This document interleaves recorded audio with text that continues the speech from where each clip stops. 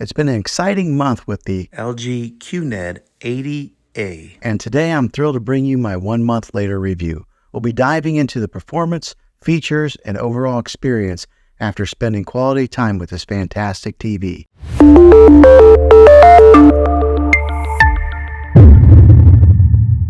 Well, hey guys, Juan here. Thanks for stopping by my channel and checking out this video. So if you're watching this, I imagine you're in the market to buy this TV here, or maybe you're you have purchased it and you're looking to get some of the specifics on it. Well, after owning this thing for 1 whole month, I'm going to give you my review on this and give you the ins and outs of it, and if I think that this has been a pretty good TV after using it for a month, because I think that usually takes about that much time to really use a product to tell if it's going to be good or not.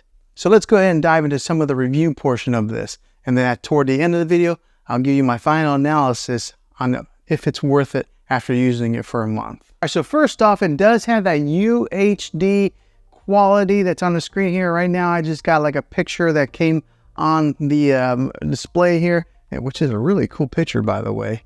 But it does have the ultra high definition, and if you're gonna buy a TV, make sure you get one that is a UHD TV. I think a lot of the TVs that are coming out nowadays, that's kind of a standard, but make sure that you're looking for that specific name set, UHD TV. I think just because you're a future-proof yourself if you do buy a TV like that. It does have that 4K quality, that quantum 4K processor core that's inside this thing, which makes it really good whenever you are switching from maybe an app to opening up an app. With that quantum core processor that is built into this TV, it makes it pretty quick to pull up any kind of movie or anything that you're looking to watch. So let's go ahead and pull up one of the menus here. And LG does have a pretty fluid menu bar that comes up from the bottom here. And when you first get this TV, it does come pre-installed with all your major apps that you probably use. So it does come with Netflix, your Prime Video, Disney, Hulu, Sling, YouTube, Apple TV. Those are already preloaded in there. Now, when I say preloaded, they're on there, but you do have to download each one, but you download it one time. Now, those who may not know, you don't get that app. You got to have the subscription to that app, but they are on there. But say you don't have a subscription to any of these apps on here, the good thing about LG is they do have some free content that they offer. So over here, if you can see, there is a one that says CH free, and on that, it's kind of like their channel that has like almost kind of like open air TV. Okay, so if you look over here on the menu some more, there's one that's called Peacock. That's like their latest and greatest app that just came to the LG App Store, and it's got a slew of free content on there as well. It's got the Google Play Store if you are into that family there of the Google apps. It does have Vudu, Showtime, Stars, Redbox. Remember, we used to have to go buy or rent a DVD and then return to the Redbox store. Well, now you can just rent them right here on the app.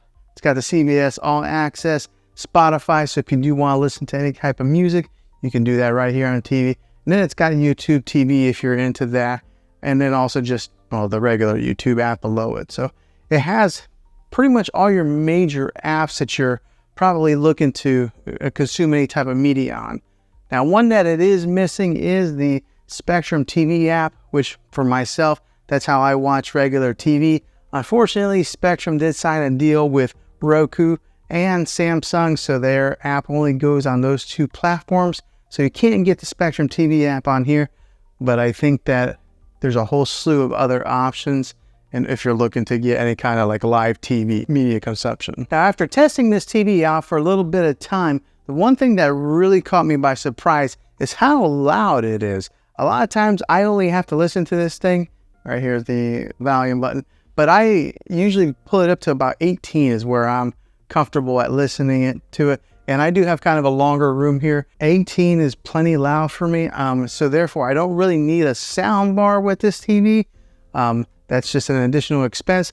If you're wanting to save a few dollars, I think you'll be okay with that, because a lot of these TVs, the sound is just terrible. But with this one here, it performed pretty well. Now, if you do want to get some of those booming bass sounds whenever you're watching your action TV or anything like that, then yeah, look at maybe adding a sound bar to enhance your movie watching experience. But if you're just looking to save a few bucks, this TV, the sound in it will do just fine. Now, like I mentioned before earlier in the video, it does have that quantum core processor that helps push that 4K content on this thing, which is great because it gives you that nice, crisp, clear image like this one here that's on the screensaver. That quantum processor helps boost and makes those colors very vibrant and maybe reduces a lot of the noise that would be in an image. Therefore, it does also translate into video watch, giving you that really dynamic color that you're looking for. Also, with that quantum processor core, it upscales the 4K movie watching experience whenever you are watching any type of movies or TV shows that are broadcast in that 4K quality. And with that powerful processor that is built in there, if you are a gamer, it gives you that low input lag. So whenever you're playing any type of games that have first-person shooter games or anything that's like maybe driving or maybe sports games where the ball's flying through the air, because of that processor, you're going to get better clarity and it's going to be able to interchange with the motion of those games, giving you a very pleasant gaming experience. Now, another good thing with this TV is the thin bezel that is all the way around, making it really nice for your decor, because a lot of your TVs that are coming out nowadays, they try to go as thin as they can on those bezels. This one here does a pretty good job as far as being able to maybe match into your decor. Right now, I just have it sitting on top of a dresser. There are 4 screw holes on the back, so that way you could mount this on the wall if you wanted to.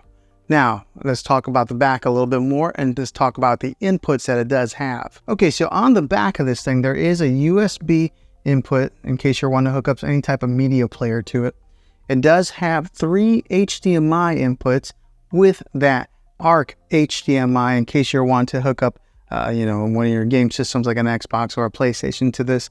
It does have the ARC HDMI input on here also, giving you 2 other HDMI inputs. It does have an Ethernet port in case you're wanting to wire in your internet directly into this. And it does have your RCA jacks with all the color coded.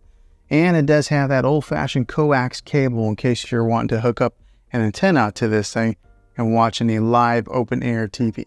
Okay, and just to give you a quick little look at the remote here, this is what is on the remote. It does have a built-in Netflix button. It's got a built-in Prime Video button, and then there's a movies button right here, so that way you can customize it.